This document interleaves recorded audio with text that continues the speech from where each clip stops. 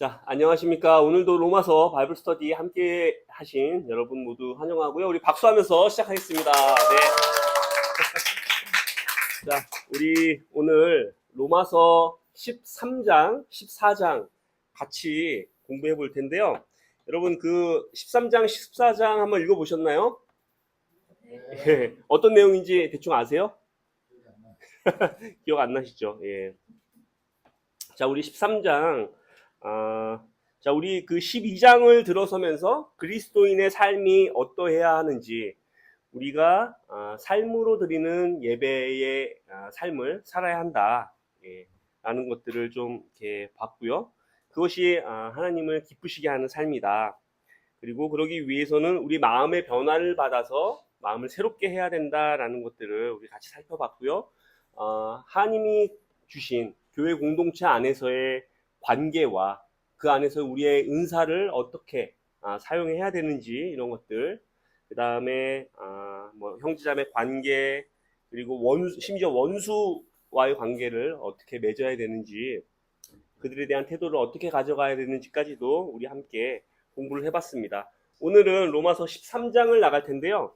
13장은 그리스도인으로서 이 세상 권세, 이 세상 정부와의 관계를 어떻게 가져가야 되는지에 대해서 이렇게 잘 나와 있습니다. 자, 우리는 어쩔 수 없이 이 세상에 태어나서 어떤 국가에 소속되어서 살고 있고요. 국가는 그 국가의 지도자, 통치자가 있게 마련이죠. 예. 그들과 어떤 관계를 맺으면서 살아가야 되는지가 로마서 13장의 중요한 내용이라고 보시면 되겠습니다. 자, 1절에서부터 2절 한번 읽어보겠습니다. 로마서 13장 1절 2절. 사람은 누구나 위에 있는 권세에 복종해야 합니다. 모든 권세는 하나님께로부터 온 것이며 이미 있는 권세들도 하나님께서 세워주신 것입니다. 그러므로 권세를 거역하는 사람은 하나님의 명을 거역하는 것이요, 거역하는 사람은 심판을 받게 될 것입니다. 예, 이렇게 나와 있습니다. 자, 그리스도인들은 이 국가의 권세에 복종해야 한다. 예, 그리고 위에 있는 권세에 복종해야 된다. 그리고 그 권세는 하나님께로부터 온 것이다 라고 하고 있어요. 예. 자, 이게 요즘과 같은 민주화 시대를 살고 있는 우리에게는 조금 거리가 먼 느낌이 좀 들죠. 예. 그때는 이제 왕 또는 황제가 제국을 통치하던 그런 시대였기 때문에 지금 민주화 시대를 살아가고 있는 우리는 조금 이렇게 거리가 있는 느낌이 있을 겁니다. 우리 같은 경우는 헌법에 아예 명시가 돼 있죠. 모든 권력은 국민으로부터 나온다라고 명시가 돼 있습니다. 물론 그럼에도 불구하고 나라의 통치자들은 국민들을 무시할 때가 많이 있긴 합니다. 네. 근데 자, 이거 생각해 보십시오. 그 바울이 이 로마서를 기록한 시기가 어떤 시기였냐면 네로 황제가 로마 제국을 다스리고 있던 시기예요. 자, 당시 그 로마 제국은 굉장한 정복력으로 지중해 세계 전역을 정말 이렇게 식민 지배하에 두고 있었고요. 그렇죠? 끊임없이 탐욕을 부리고 또 그 황제와 또 권력을 가지고 있는 사람들은 문란하게 살았고, 네, 그렇죠? 네, 권력이 부패해 있었고, 네, 그런 거 여러분들 아시죠? 예. 그럼에도 불구하고 사도 바울께서는 위에 있는 권세에 복종해야 한다라고 얘기하고 있습니다. 자, 이거 뭔가 좀 앞뒤가 안 맞는 것 같은 느낌이 살짝 들지 않으세요? 예. 자, 여기서 바울은 어떤 얘기를 하고 있는 거냐면, 특정한 뭐 정부 또는 정권의 호불호를 떠나서 국가의 기능에 대한 일반적인 얘기를 하고 있는 겁니다. 일반적인 얘기를 하고 있는 거라는 것에 대해서 여러분들 좀 기억하셔야 될 것 같아요. 즉, 그것을 어디서 확인해 볼 수 있냐면, 자, 3절, 4절을 한번 읽어보겠습니다. 치안관들은 좋은 일을 하는 사람에게는 두려울 것이 없고 나쁜 일을 하는 사람에게만 두려움이 됩니다. 권세를 행사하는 사람을 두려워하지 않으려거든 좋은 일을 하십시오. 그러면 그에게서 칭찬을 받을 것입니다. 권세를 행사하는 사람은 여러분 각 사람에게 유익을 주려고 일하는 하나님의 일꾼입니다. 그러나 그대가 나쁜 일을 저지를 때에는 두려워해야 합니다. 그는 공연히 칼을 차고 있는 것이 아닙니다. 그는 하나님의 일꾼으로서 나쁜 일을 하는 자에게 하나님의 진노를 집행하는 사람입니다. 자, 이 세상 통치자, 권세자가 어떤 일을 하는지에 대해서 얘기하고 있는데요. 자, 그런 사람들을 마땅히 존경하고 존경해야 된다라고 얘기를 하고 있는데, 자, 여러분 생각해 보십시오. 여러분이 경찰을 만났어요. 자, 만약에 여러분이 도둑질을 하다가 경찰을 만나면 어떻게 될까요? 도망가야 되죠. 두려워해야죠. 예. 근데 여러분들이 선을 행하다가 또는 뭐 이렇게 국가 권력자를 만났다. 그러면 우리 국가 권력자로부터 포상을 받을 수도 있지 않겠습니까? 그렇죠? 뭐 의인상 같은 것도 있잖아요, 그렇죠? 예. 그리고 또는 우리가 뭐 길을 가다가 길을 잃어서 또는 강도를 만났어요. 예. 그런데 경찰을 만나면 어떻게 될까요? 반가운 일이죠. 그 경찰은 나를 도와주겠죠, 그렇죠? 그래서 우리가 선을 행한다면 경찰이 두려울 일이 없죠. 하지만 우리가 악을 행한다면 우리는 두려워해야 되는 거죠. 왜냐하면 국가의 기본적인 기능은 선을 권장하고 악을 징벌하는 기능이 있는 거죠. 그걸 권선징악이라고 하죠. 예. 그래서 여기에 보면은 기본적인 전제가 있어요. 국가의 권세는 하나님으로부터 온 권세를 받았다. 즉 이 말은 뭐냐면 이거 여러분 그 옛날에 중고등학교 때 왕권 신수설 이런 거 들어보셨습니까? 아주 오래전에 들어보셨을 것 같은데 예. 왕의 권한은 신으로부터 주어졌다. 예. 자, 그러면 많은 권력자들은 하나님으로부터 주어진 그 권세를 가지고 자기의 탐욕을 부리던가 또 독재로 흘러가거나 또 그런 경우가 많이 있었죠. 역사상을 보면. 근데 그 왕권 신수설을 정말로 그것이 무엇을 의미하는지를 잘 이해했던 사람들은 어땠을까요? 이것은 하나님으로부터 위임받은 권력이다. 나는 하나님을 두려워해야 되고 백성들을 잘 다스리고 이끌어야 된다라는 생각을 가졌겠죠. 예.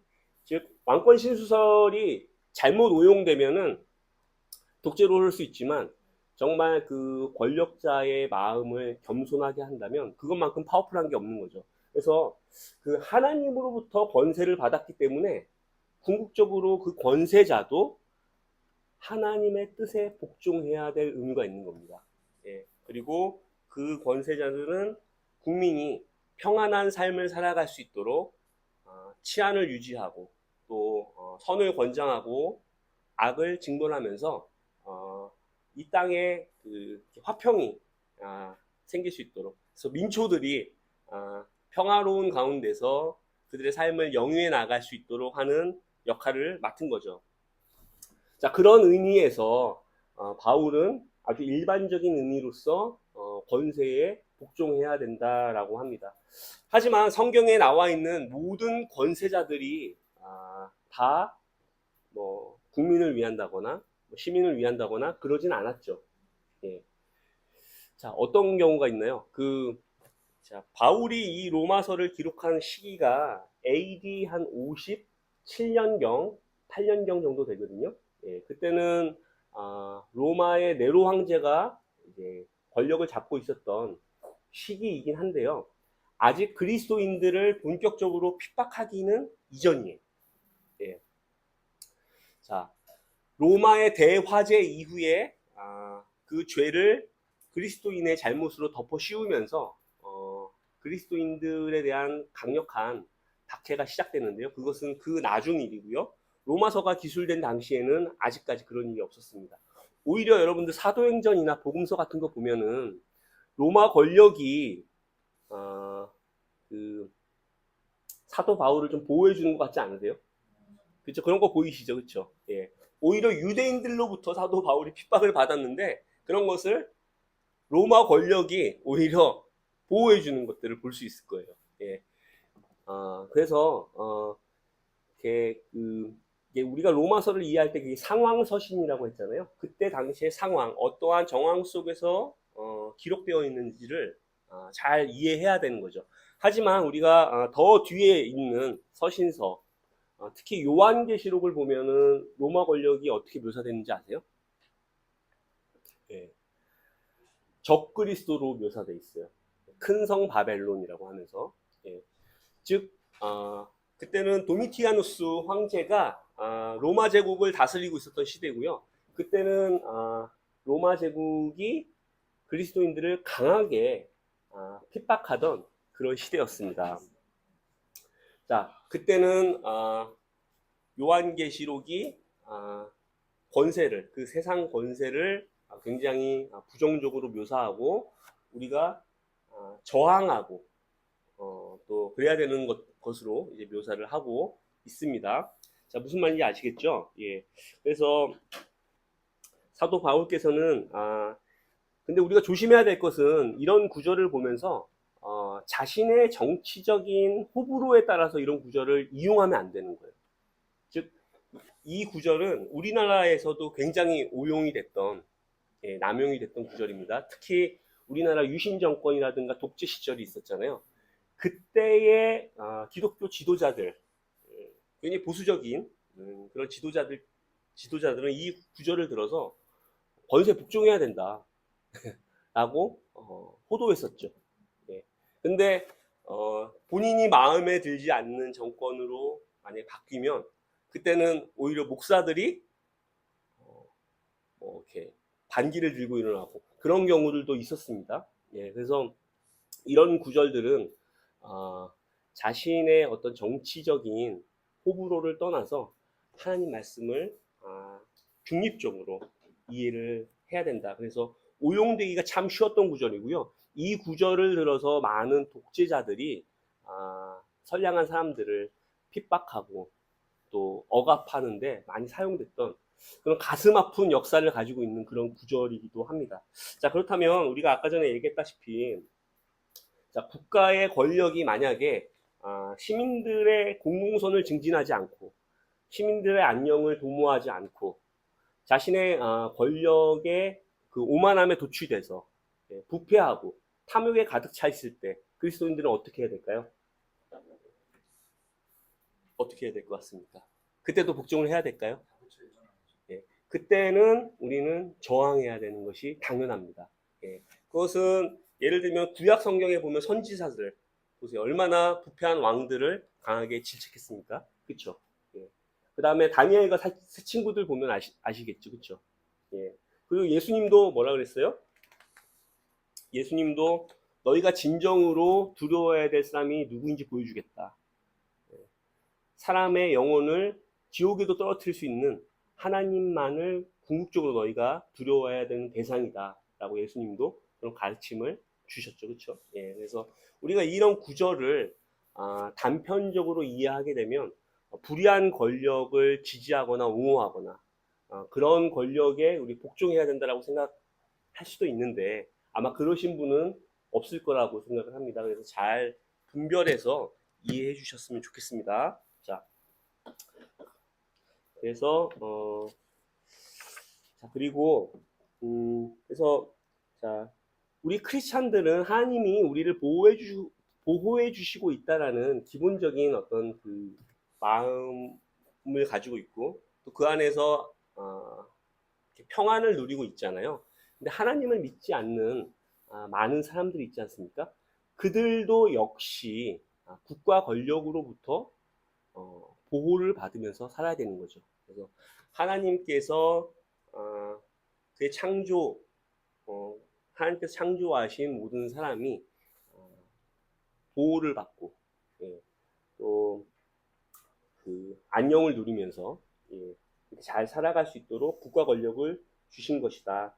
그래서 우리는 그 권력에 협조하고 도와야 된다. 자, 그래서 일반론에 입각해서 이 구절을 이해해야 한다라는 말씀을 드렸고요. 그래서 권력은 언제나 시민들의 삶을 위해서 또 우리가 그 디모데서인가요? 디도서인가요? 거기 보면은 우리가 국가의 지도자들, 왕들과 지도자들을 위해서 기도해야 된다고 나오죠. 예, 그렇죠? 그래야 우리가 평안한 가운데서 우리가 잘 살 수 있다. 라는 그런 구절이 있지 않습니까? 그렇죠. 예. 그리고 궁극적으로는 많은 사람들이 국가 권력으로부터 피해를 입은 사람들이 있습니다. 예, 실제로 우리나라도 있고요. 또 독재국가 같은데 있는데요. 그런 사람들은 마음에 참 씻을 수 없는 상처를 가지고 한평생을 사는 것 같아요. 예. 그런 사람들은 궁극적으로 어떤 마음을 좀 가지면서 살아야 될까요? 예. 하나님께서 궁극적인 심판자시다. 예. 이 세상 권세자들도 하나님께서 궁극적으로 심판하신다라는 것들을 마음속에 좀 확신을 하고 있어야 됩니다. 그래서 시편에는 이런 구절이 있습니다. 주님께서는 학대하는 자의 포악함과 학대받는 자의 억울함을 살피시고 손수 갚아주려 하시니 가난한 사람이 주님께 의지합니다. 주님께서는 일찍부터 고아를 도우시는 분이셨습니다. 이게 시편 10장 14절입니다. 또 전도서 5장 8절에 이런 구절도 있습니다. 자, 어느 지방에서든지 가난한 사람을 억압하고 법과 정의를 짓밟아도 너는 그것을 보고 놀라지 말아라. 높은 사람 위에 더 높은 이가 있어서 그 높은 사람을 감독하고 그들 위에는 더 높은 이들이 있어서 그들을 감독한다. 공적으로 하나님 감독하고 계시다는 얘기죠. 그다음 말라기의 3장 5절에 이런 구절이 있어요. 내가 너희를 심판하러 가겠다. 점치는 자와 가늠하는 자와 거짓으로 증언하는 자와 일꾼의 품삯을 떼어먹는 자와 고아와 과부를 억압하고 나그네를 학대하는 자와 나를 경외하지 않는 자들의 잘못을 증언하는 증인으로 기꺼이 나서겠다. 나 만군의 주가 말한다. 자, 그래서 우리는 어떤 그 불의한 국가 권력에 대해서 저항하고 또는 비폭력적인 방법으로 해야겠죠. 그래야겠지만 궁극적으로 최종적인 권세자는 바로 하나님이시며 하나님이 역사를 주관하고 계시다는 것에 대해서 그래서 하나님이 궁극적으로 그런 권력을 불의한 권력을 심판하실 것이라는 것에 대한 믿음이 있어야 된다. 자, 요 얘기까지는 드려야 될 것 같습니다. 자, 너무 어두운 얘기를 했나요? 예.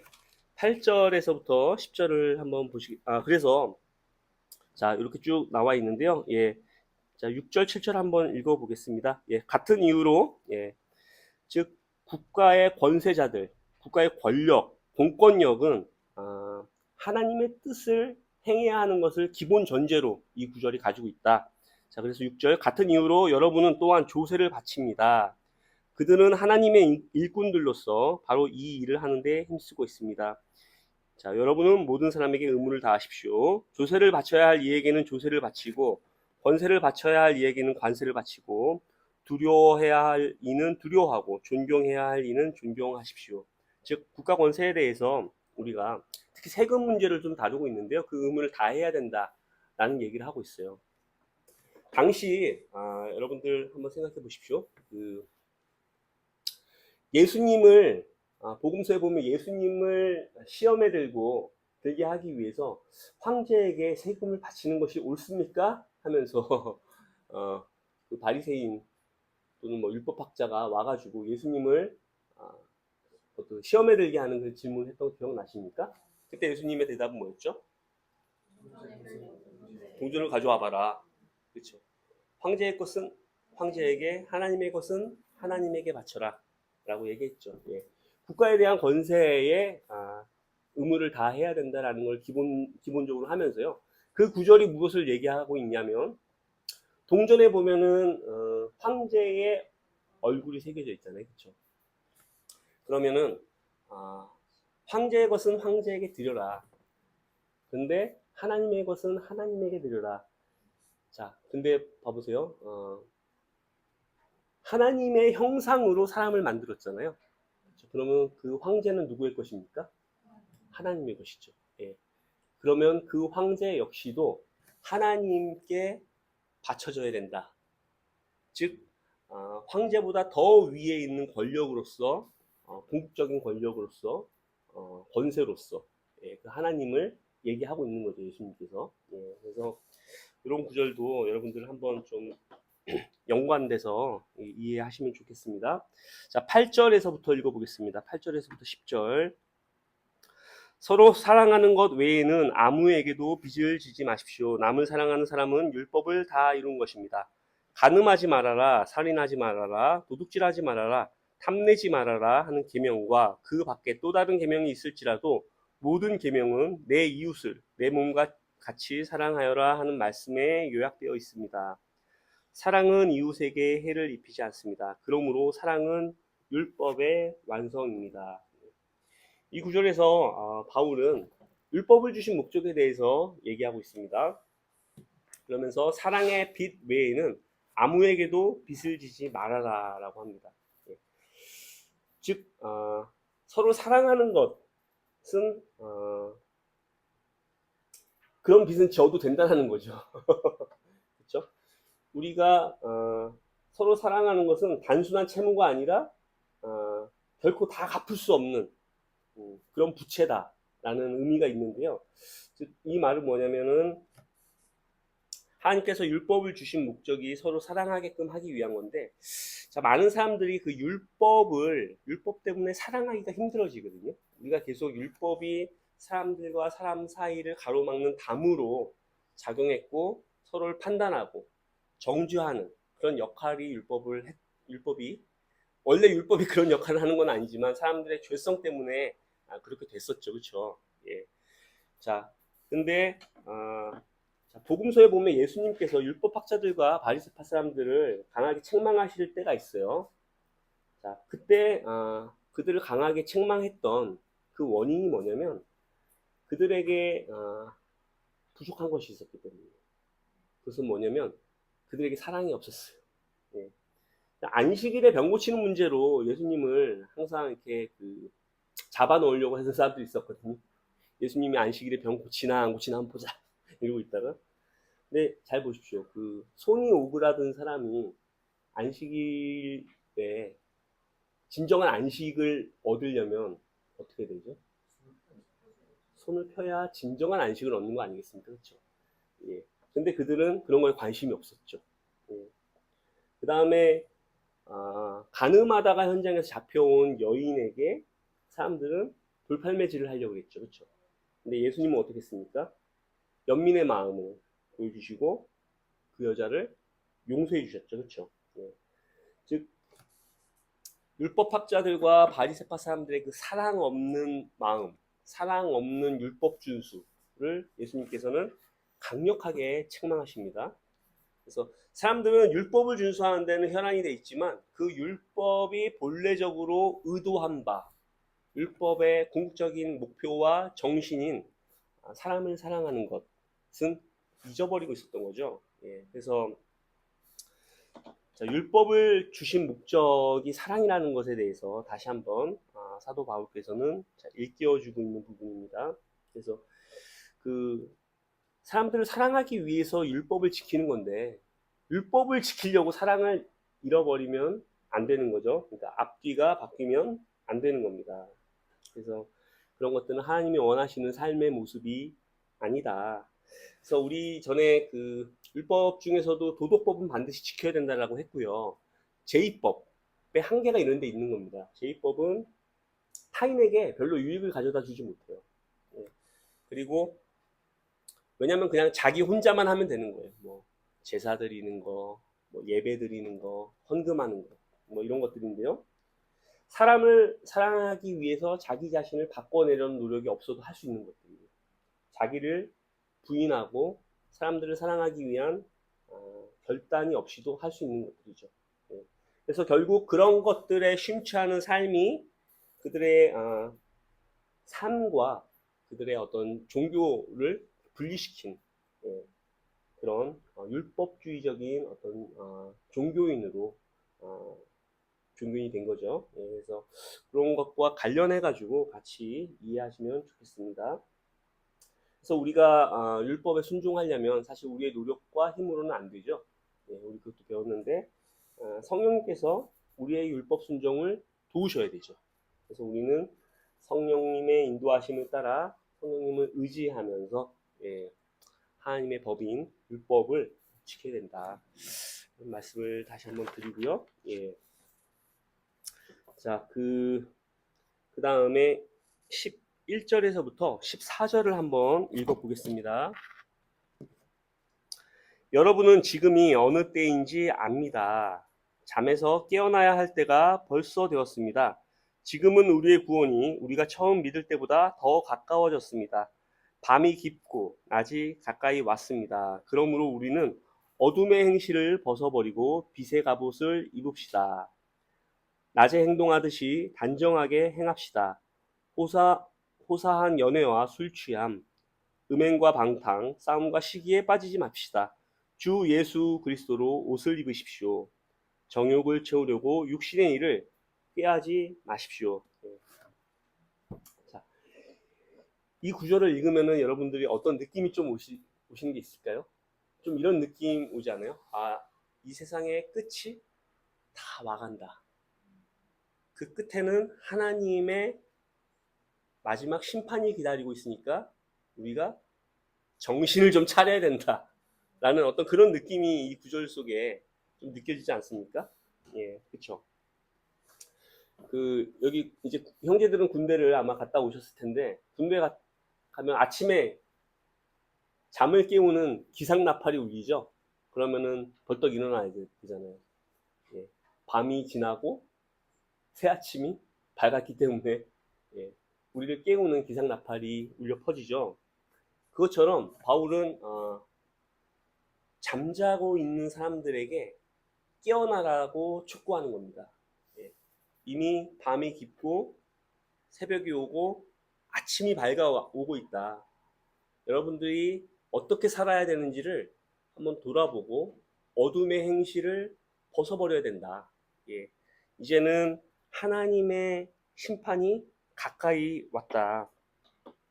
라는 얘기를 하고 있는 겁니다. 그래서 이것을 영적인 어떤 기상나팔과 같은, 우리 영적으로 각성할 수 있도록 잠자고 있는 우리의 영적인 상태를 흔들어 깨우는 그런 구절이죠. 예.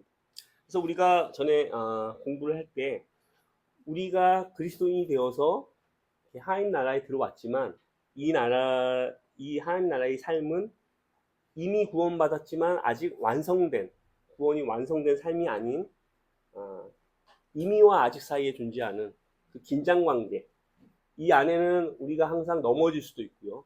죄 유혹을 받을 수도 있고, 그렇죠.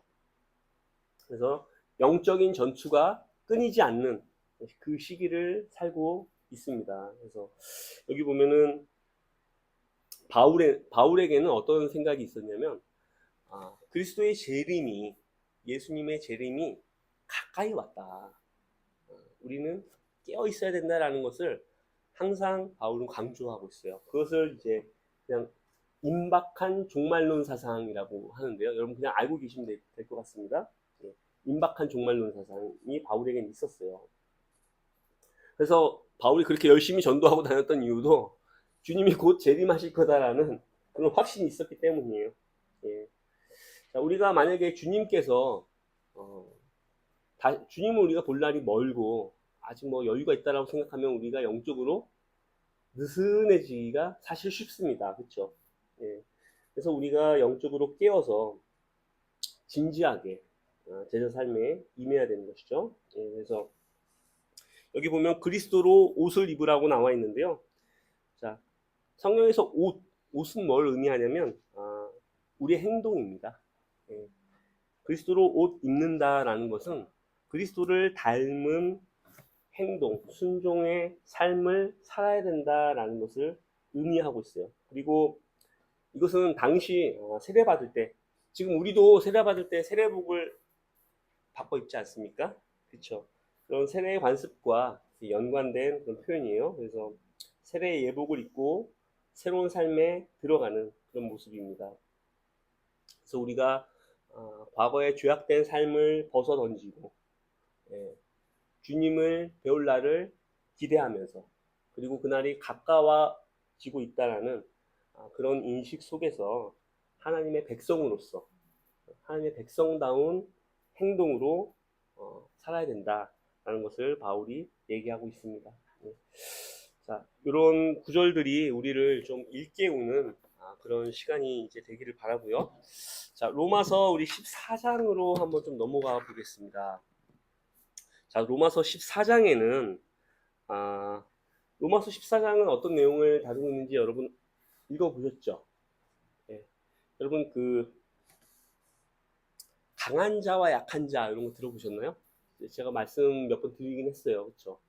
로마서 첫 시간 개론 시간에도 얘기 드렸고 또 로마서 강의를 진행하면서 중간중간에도 간단하게 좀 얘기를 드렸는데, 자, 강한 자와 약한 자 간의 갈등을 어떻게 바울이 다루고 있는지 이제 보실 텐데요. 이게 어떻게 보면 바울이 진정한 교회론이라고 볼 수 있어요. 자, 이것을 이해하기 위해서는 그 로마서 우리 개론 시간에 얘기했던 거를 잠깐 다시 한번 복습해야 될 필요가 있습니다. 자, 일단 로마 교회는 바울이 개척하거나 세운 교회가 아니었죠. 그렇죠? 예. 사도행전 2장에 보면 오순절을 맞이해서 세계 각국에 흩어져 있었던 디아스포라 유대인이 예루살렘을 방문하게 되고요. 그렇죠? 그때 오순절 때 마침 성령 강림이 일어나죠. 그렇죠? 그래서 많은 제자들이 방언으로 방언을 하게 되는데, 그것을 들은 사람들 중에 로마인이 있었던 거예요. 그래서 제자들로부터 또 사도들로부터 예수 그리스도에 대한 복음을 전해 듣고 그들은 다시 로마로 돌아갔겠죠. 그들은 디아스포라 유대인이었을 거고요. 그렇기 때문에 이제 돌아가고 나서도 유대인을 중심으로 한 교회가 세워졌을 거라고 봅니다. 그렇죠? 예. 그래서 자, 그런데 그 로마 내에 있는 유대인들 간에 소동이 좀 생겨요. 소동이. 어떤 소동이 생기냐면 예수님을, 즉 그리스도를, 예수를 그리스도로 볼 것이냐 말 것이냐. 왜냐하면 많은 유대인들이 예수를 그리스도로 인정하지 않지 않습니까? 그렇죠? 예. 그런 문제 때문에 좀 도시가 좀 소란스러울 정도로 소란이 생깁니다. 예. 그때 이제 황제가 클라우디우스 황제인데요. 예. 그 소란을 잠재우기 위해서 너희 그 유대인들은 다 나가. 이거를 이제 클라우디우스 칙령이라고 해요. 예, AD 49년에 있었던 일이고요. 예, 이거 역사 기록에 남아 있습니다. 그래서 유대인 추방령을 내립니다. 그래서 로마 시내에 있던 모든 유대인들이 나가게 돼요. 그렇죠? 그때 나갔던 사람들 중에 한 명이 브리스길라와 아굴라가 이제 고린도로 가가지고 그때 그 고린도에서 사역하고 있던 바울을 만나게 되죠. 그렇죠? 예, 로마로부터 건너온. 그렇죠? 기억나시죠? 사도행전에 보면. 예. 그래서 자, 유대인들이 다 쫓겨나니까 그 로마에 있는 교회가 대부분 유대인들을 중심으로 예, 중심으로 한 교회였는데, 유대인들이 일거에 도시 밖으로 나가게 되니까 그 교회 안에는 이방인, 소수의 이방인들만 남게 됐죠. 그렇죠? 예.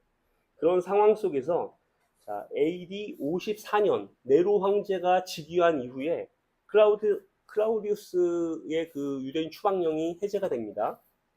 다시 고국으로 로마로 돌아와도 좋다라는 선포가 있게 되고요. 그때 이제 다시 로마를 떠났던 유대 그리스도인들이 다시 로마의 교회로 오게 되겠죠. 그렇죠? 자, 그러면 그 사이에 어떤 일이 좀 생겼을까요? 교회의 지형이 바뀌었어요. 네. 유대인들을 중심으로 한 교회가 이제 유대인들이 한 4, 5년 정도 로마를 떠나서 자리를 비운 사이에 이방인 중심 교회로 바뀐 겁니다. 예. 뭐 이런 표현이 적절할지는 모르겠지만 갑을 관계가 좀 바뀌었던 약간 그런 느낌이라고도 할 수 있을 것 같아요. 자, 그런데 유대인들이 이제 오고 나서 많은 갈등들이 좀 생기기 시작하는 거죠. 자, 보통 그 로마에 있는 교회는 한 대여섯 개 정도의 가정교회로 구성됐다고 봅니다.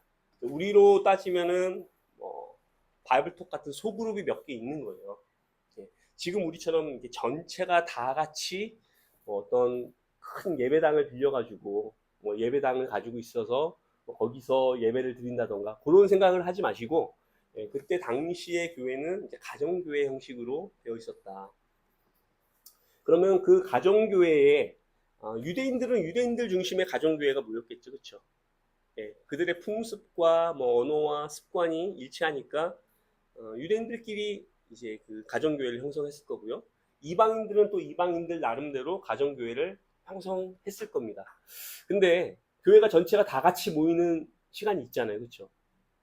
수련회를 한다던가, 그렇죠? 뭐 같이 뭐 어디 뭐 피크닉을 간다던가 뭐 그럴 수도 있고요. 같이 식사하는 자리가 생길 수도 있고. 자, 그래서 다 같이 모일 때에 항상 이렇게 그 좀 갈등이 생기는 거예요. 어떤 갈등이 생기냐면 유대인들 나름의 율법 준수의 그 전통이 그리스도인이 됐음에도 불구하고 남아 있었던 거예요. 그래서 어떤 음식은 아직도 뭐 꺼리고, 예를 들면 돼지고기 같은 것들은 먹질 않습니다. 그렇죠? 예. 그래서 부정한 음식이 있고 정결한 음식이 있고. 근데 이방인들은 그런 게 있나요? 그냥 다 먹습니다. 그렇죠? 그 다음에 유대인들은 그들의 절기를 여전히 지키고 있었어요. 대표적으로 일주일마다 한 번씩 돌아오는 거는 안식일이겠죠. 안식일 금요일 6시부터 토요일 6시까지는 그들이 아무 일도 안 해요. 근데 만약에 그때 모이자고 하면 어떻게 되겠어요? 우리는 그때 만날 수 없다라고 그랬겠죠. 그렇죠? 뭐 그런 것들도 갈등이 될 수 있지 않았겠습니까? 그렇죠? 예. 같이 공통으로 같이 식사하는 자리에서 뭐 음식 문제 때문에 갈등 생기고, 뭐 모임 시간 때문에 뭐 갈등도 생기고, 그런 것들이 아마 생겼을 거라고 봅니다. 자, 이처럼 교회 구성원들 사이에 유대인의 어떤 율법 전통을 대하는 그 태도의 차이, 입장 차이 때문에 갈등이 생기는데요. 성경에서는 그것을 강한 자와 약한 자 갈등이라고 표현을 하고 있어요, 지금. 자, 그래서 여기서 강한 자가 누구고 약한 자가 누굴까? 자, 강한 자는 뭐냐면 그리스도께서 우리에게 주신 자유를 이렇게 강하게 확신하는 거죠. 그리스도께서 우리를 죄에서 자유롭게 했고, 그렇죠? 우리를 구속해 주셨잖아요. 그래서 그리고 또 우리 그 사도행전 10장 같은 데 보면은 베드로가 고넬료의 집을 방문할 때 하나님께서 거룩하다고 한 것을 속되다고 하지 말아라. 그 보자기 환상 같은 거 있잖아요. 그렇죠?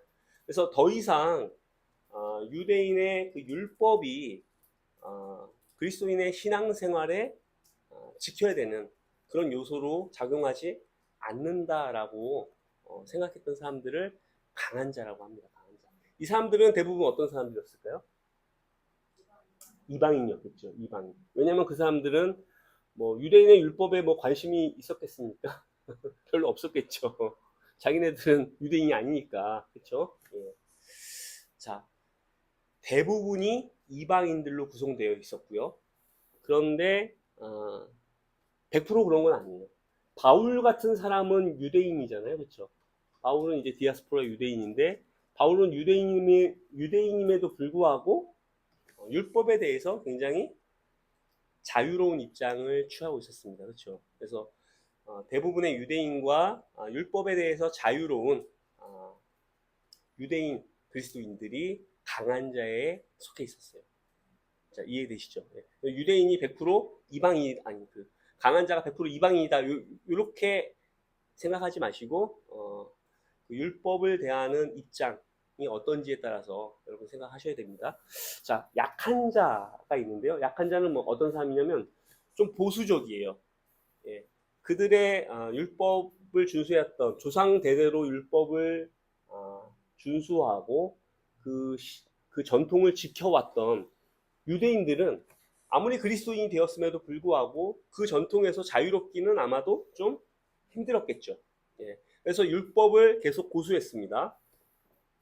그리고 그래서 대부분 약한 자들은 약한 자라고 표현된 그런 사람들은 이방인, 유대인, 유대인이었죠, 그렇죠. 근데 이것도 100% 유대인만은 아니에요. 우리가 저도 얘기했지만 그 하나님을 경외하는 자라고 말씀드렸었죠.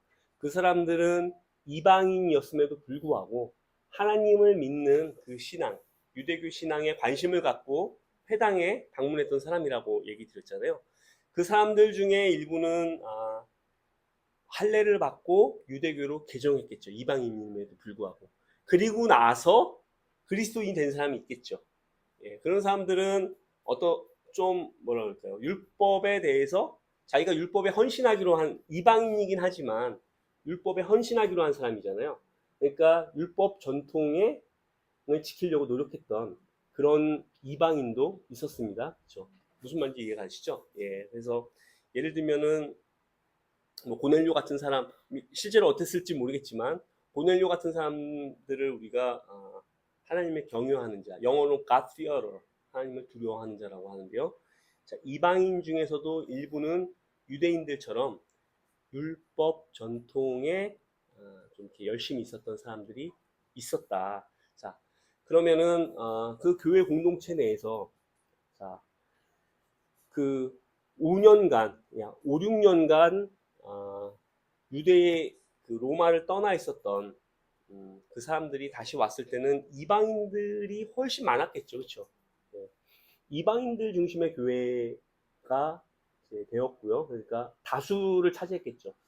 그리고 이제 로마를 떠났다가 왔으면은 경제적인 기반이나 이런 것들도 되게 약할 수밖에 없지 않겠습니까? 그렇죠? 그래서 경제력이나 뭐 사람의 어떤 수나 뭐 이런 걸로 봤을 때 여러모로 믿음이 이제 강한 자들이 교회를 주도권을 잡고 움직일 수밖에 없었다. 그런 상황 속에서 유대인들은 이제 율법을 준수하기 때문에 그 믿음이 강한 자들과 마찰을 빚었는데요. 크게 보면 두 가지 얘기를 하고 있어요. 하나는 음식 문제, 또 하나는 절기 준수 문제. 이런 것들 때문에 계속 마찰을 빚었습니다. 자, 그 율법에서 금하는 음식이 있었고요. 특히 여기 보면 고기를 먹는 문제 때문에 좀 얘기가 나오고 있는데요. 그때 당시 고기는 이방 신전에 제사 드렸던 그런 고기가 유통됐어요. 예. 그러니까 유대인 입장에서는 시장에서 고기를 사 먹는 게 좀 꺼려졌겠죠. 이것은 우상에게 바쳐졌던 음식이다 라고 생각했겠죠. 예. 그리고 유대인들은 그들 나름대로의 독특한 음식을 뭐 코셔라고 들어보셨죠. 예. 그들 나름대로의 음식을 가공하고 보관하는 절차가 굉장히 까다로웠습니다. 예. 피를 뭐 다 빼야 된다던가 뭐 그런 것들도 있었고요. 그래서 그들 율법의 전통에 맞는 고기를 구하는 게 힘들었던 거예요. 그래서 우리는 고기는 안 먹는다. 우리는 채소만 먹을 거야. 이랬던 유대인들이 믿음 약한 자들 중에 이제 생긴 거예요. 자, 자, 근데 믿음이 강한 자들은 그 고기에 대해서 어떻게 생각하고 있나요? 우상에게 바쳐졌던 제물이라고 하는데, 야, 우상이 어딨냐? 하나님만이 유일하신 참 하나님이고, 한 분밖에 없는 신이신데, 우상은 아무것도 아닌 거야.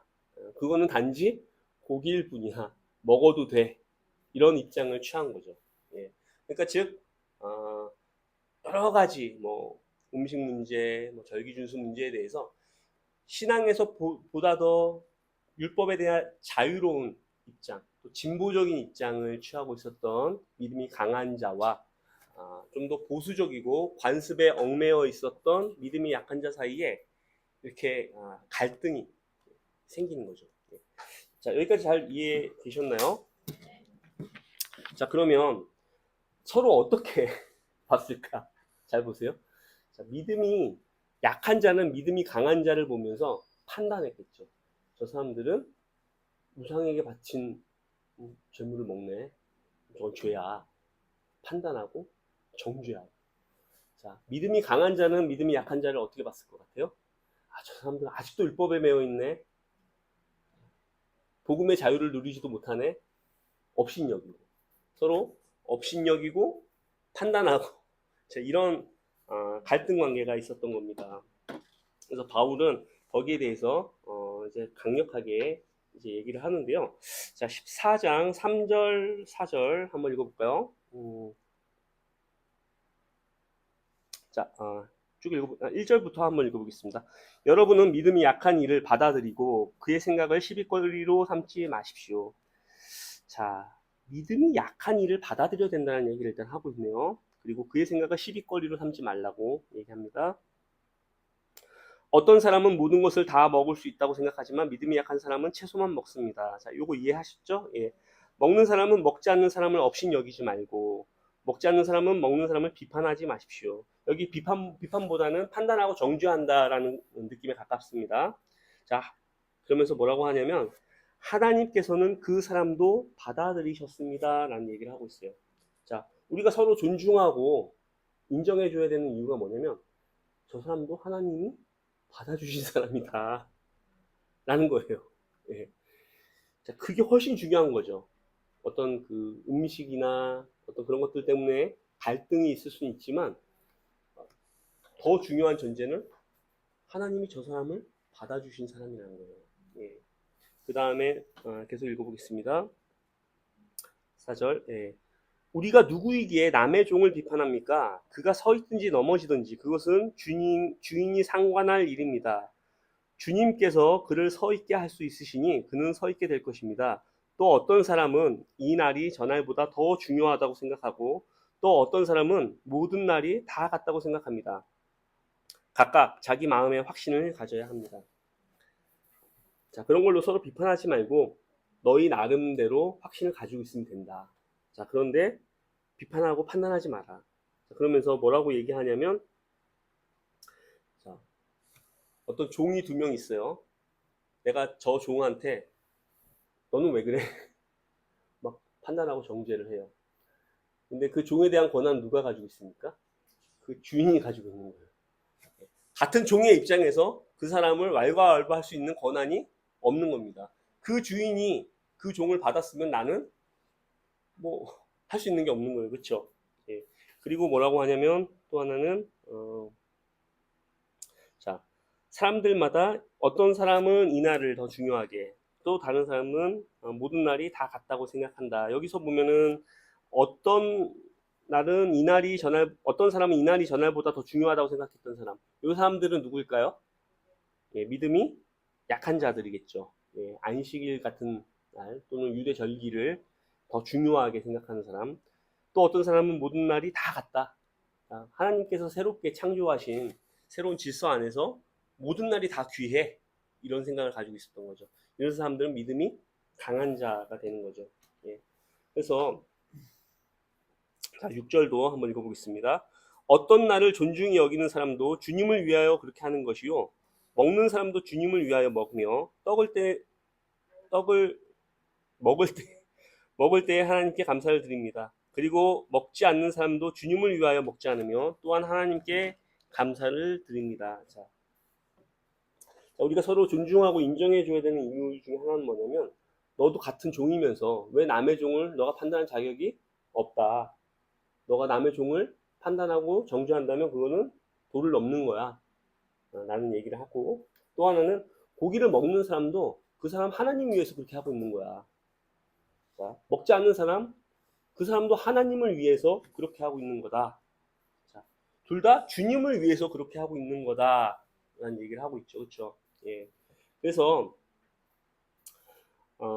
그들의 주님을 위한 열정과 진심 그 자체를 존중해 줘야 되는 거죠. 예. 그것을 비난할 수는 없는 거죠.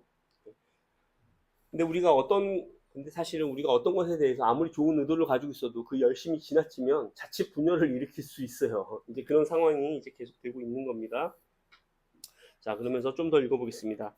7절에서부터 9절까지 한번 읽어보겠습니다. 자, 우리 가운데는 자기만을 위하여 사는 사람도 없고 또 자기만을 위하여 죽는 사람도 없습니다.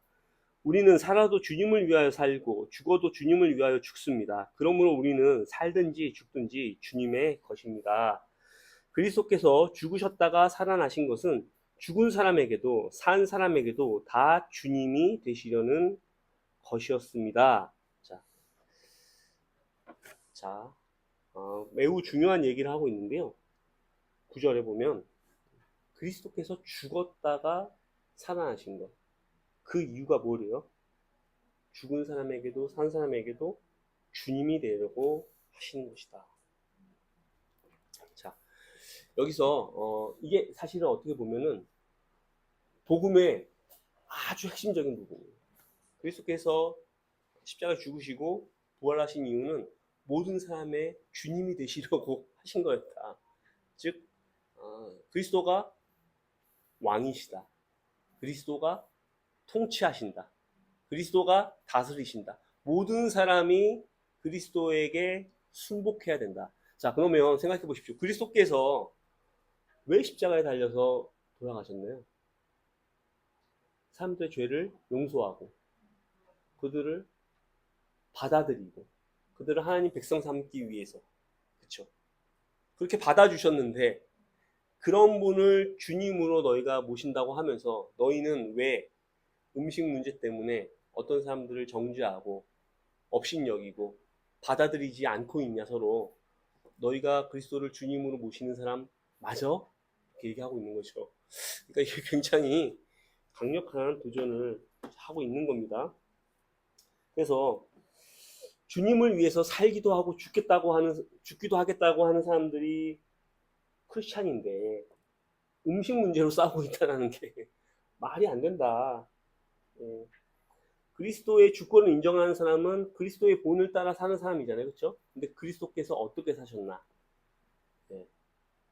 사람들을 위해서 자신을 희생하고 죽기까지 순종하셨던 분인데 너희는 그리스도를 주님으로 모신다고 하면서 왜 먹고 마시는 것 때문에 싸우고 있느냐라고 굉장히 강력하게 도전을 하는 겁니다.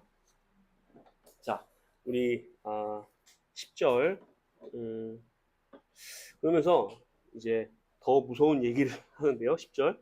그런데 어찌하여 그대는 형제나 자매를 비판합니까? 어찌하여 그대는 형제나 자매를 업신여기십니까? 여깁니까? 우리는 모두 다 하나님의 심판대 앞에 설 것입니다. 되게 무섭죠.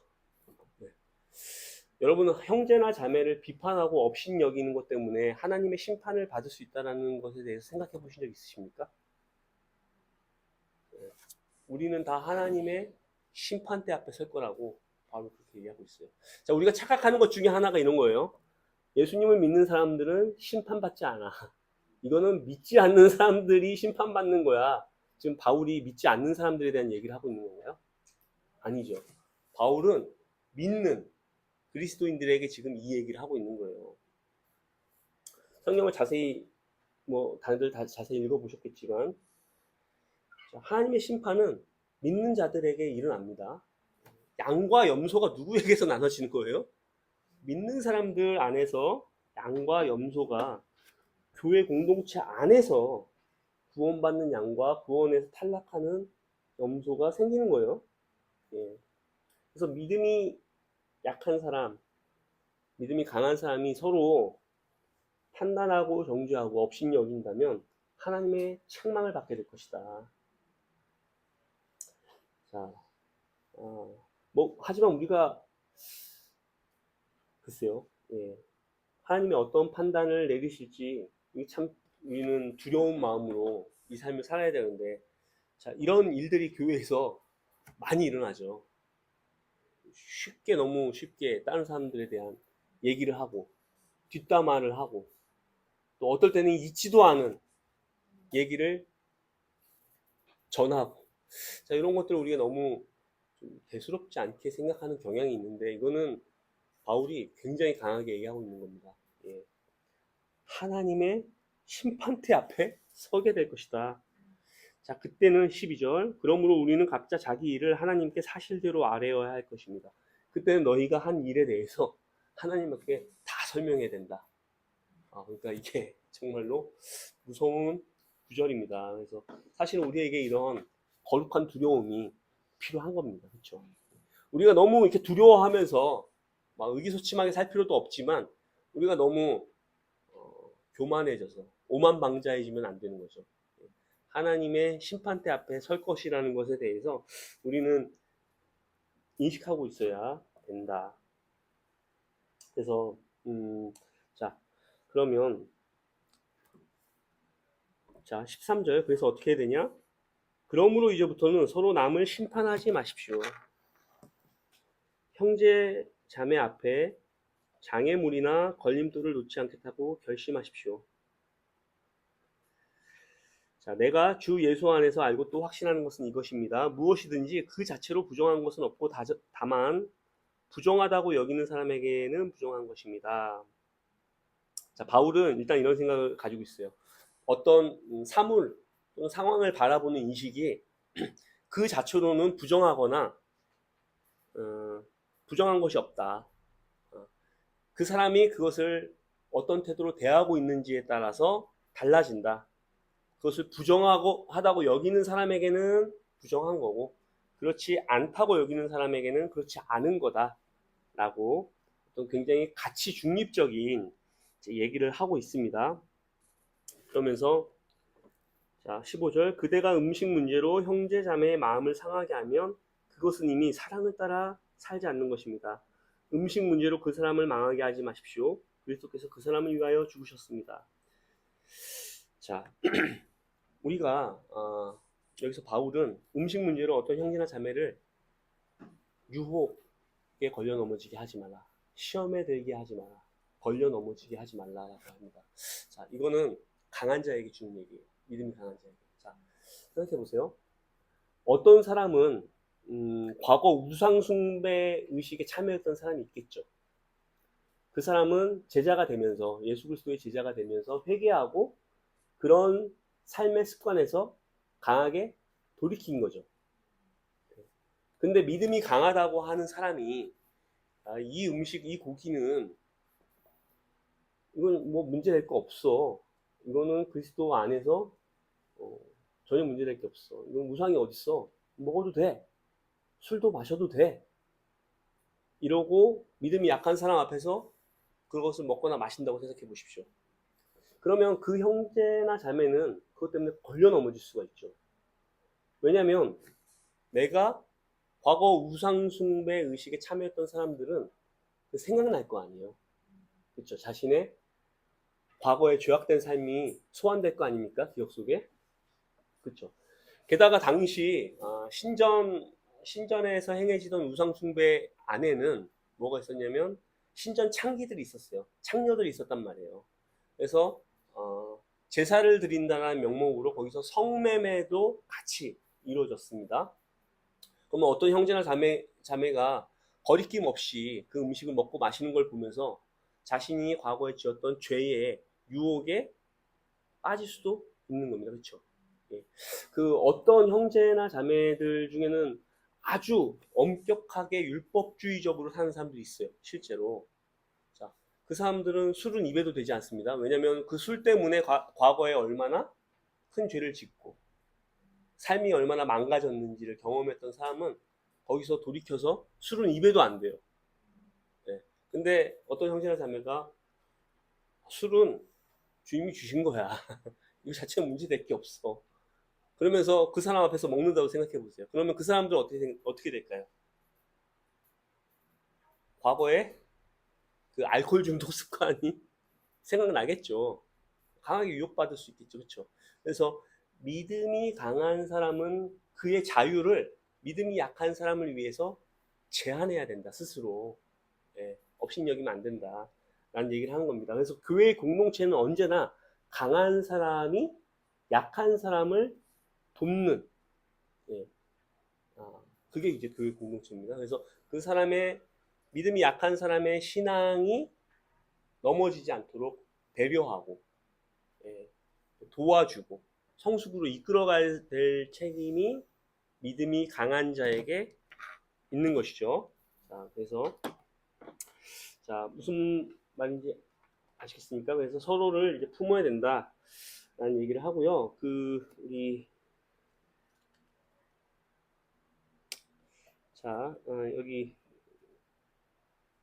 요거 21절 시간 많이 흘렀네. 21절 한번 볼까요? 고기를 먹는다든가 술을 마신다든가 그 밖에 무엇이든지 형제나 자매를 걸려 넘어지게 하는 일을 하지 않는 것이 좋습니다. 자, 형제나 자매를 걸려 넘어지지 않게 하기 위해서 예, 그런 것들을 하지 마라. 바울은 뭐라고 하냐면 고린도서에 이런 얘기도 해요. 내가 형제나 자매들을 걸려 넘어지게 하는 일이면 내가 평생 절대 먹지도 마시지도 않겠다 라고 합니다. 여러분 기억나세요? 근데 여기에 구절은 뭐냐면 이 먹는다, 마신다 이 구절이 헬라어의 부정과거 시제를 쓰고 있어요. 자, 요거 조금 어려운 얘기일 수도 있는데 한번 들어보세요. 일단 일반적으로 부정과거형 시제를 썼다라는 것은 그 동작이나 행동이 과거의 일회적인 행동을 보통은 의미하는데 문맥에 따라서는 지속적으로 반복해야 되는 거예요. 그러니까 즉 이 말은 뭐냐면 어떤 형제나 자매 앞에서는 늘 조심해야 된다. 항상 조심해야 된다. 그 사람 앞에서는 먹지도 말고 마시지도 말아야 된다는 걸 얘기하고 있는 겁니다. 자, 그러면은 혼자서 집에 있을 땐 될까요? 그 사람이 없을 때는 그 사람 앞에서는 우리가 그 사람 배려하고 조심해야 되는데 집에 혼자 있을 때 그 고기 먹어도 될까요? 됩니다. 돼요. 예, 상관없습니다. 그 형제나 왜냐면 그거는 신학적으로 바른 바울도 그와 같은 태도를 취하고 있어요. 그렇죠? 근데 바울은 형제나 자매들을 위해서는 내가 평생 안 하겠다고까지 했지만 뭐 집에서 먹는 건 개인적으로 고기를 먹는 거 그건 상관없습니다. 그렇죠? 여기서 이 시제가 동사의 시제가 그것을 얘기해 주고 있다. 그래서 사실은 우리가 가지고 있는 어떤 신앙 전통에 따라 가지고 해석을 달리하는 것들이 교회 내에서 굉장히 많이 생깁니다. 자, 그런 것들을 우리는 서로 정죄하거나 판단해서는 안 된다. 자, 복음의 가치 앞에서 형제 자매들을 위해서 그런 것들은 상대화시킬 수 있어야 돼요.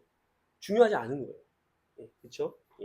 그래서 신앙의 본질에 해당되는 것도 아니에요. 그렇죠? 이게 뭐 우리가 예수 그리스도를 믿는 신앙에 무슨 상관이 있겠습니까? 먹는 것과 마시는 거가 그렇죠? 그렇죠. 이것 때문에 뭐 먹는다고 지옥 가고 먹지 않는다고 심판받고 뭐 이런 일도 아니에요. 우리 구원의 문제에도 해당되지 않고 우리 그리스도교 신앙의 본질에도 해당되지 않는다. 이런 건 중요한 것이 아니다. 그래서 여러분들이 중요한 것과 중요하지 않는 것을 우리는 좀 구분해야 된다. 중요한 것이라면 다 같이 뜻을 모아서 그것을 이뤄낼 수 있도록 다 같이 노력을 해야겠죠. 하지만 중요하지 않는 것은 상대방을 위해서 나의 자유를 제한하고 배려하고 보호해 줘야 된다. 그래서 자, 이것은 이제 이렇게 좀 이해하시면 좋겠습니다. 자, 우리가 여기서 이것을 좀 생각해 봐야 될 것 같아요. 자, 우리가 형제자매들을 어떻게 바라보고 있는가? 자, 우리가 형제자매들을 혹시 이렇게 바라보고 있나요? 그리스도께서 그 사람을 위해서 죽은 자. 그리스도께서 그 형제나 자매를 위해서 죽으셨다라고 바라보고 있다면 우리가 형제나 자매들을 바라보는 관점이 태도가 많이 바뀌겠죠. 그리스도께서 그 사람을 위해서 죽으셨다. 그렇죠? 그리고 우리는 또한 쉽게 판단하고 정죄하는데 그런 것들도 사실은 자기 자신을 제대로 돌아보지 못하기 때문에 남들이 자꾸 보이는 거예요. 사실 자기 자신의 모습을 깊게 성찰하는 사람이 누구를 쉽게 판단하고 정죄할 수 있겠습니까? 그렇죠? 저 사람보다 내 죄가 더 크게 보일 텐데, 그렇죠? 그래서 우리가 어떤 굉장히 그 뿌리 깊은 자기 중심성, 이기심에 생각보다 사로잡혀 있다. 자, 그 형제나 자매는 그냥 나랑 같이 교회 다니고 같이 예배드리는 사람이 단지 그것만이 아니라 그리스도께서 그 사람을 위해서 대신 죽은 자다. 그래서 그 사람을 위해 내가 원하는 것을 좀 내려놓고 섬겨야 되는 거죠. 심지어 나의 자유를 제한해야 되는 거죠. 그래서 예수님께서 하나님을 사랑하고 내 형제를 형제를 닮아서 이웃을 내 몸과 같이 사랑하는 것이 율법의 핵심이다라고 했던 것이 바로 이런 데서 나타나는 겁니다. 그래서 우리가 이런 마음들을 가졌으면 좋겠고요. 오늘 로마서 13, 14장 했는데 우리 여기서 마치고 다음 시간에 15장, 16장까지 다 나가고 로마서 스터디는 마무리하는 걸로 하겠습니다. 이상으로 바이블 스터디 마치겠습니다.